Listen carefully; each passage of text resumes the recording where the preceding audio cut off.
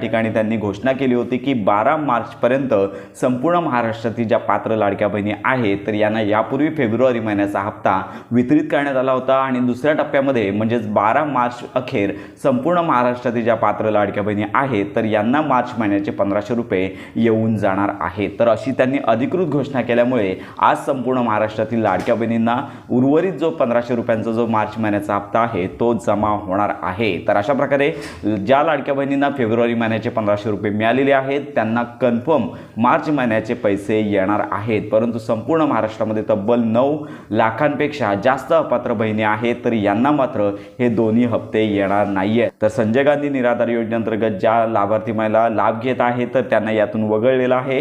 नमो किसान सन्मान निधी योजनेअंतर्गत जर लाभ घेत असाल तर तुम्हाला 500 रुपयेच हप्ता दरमहा मिळणार आहे।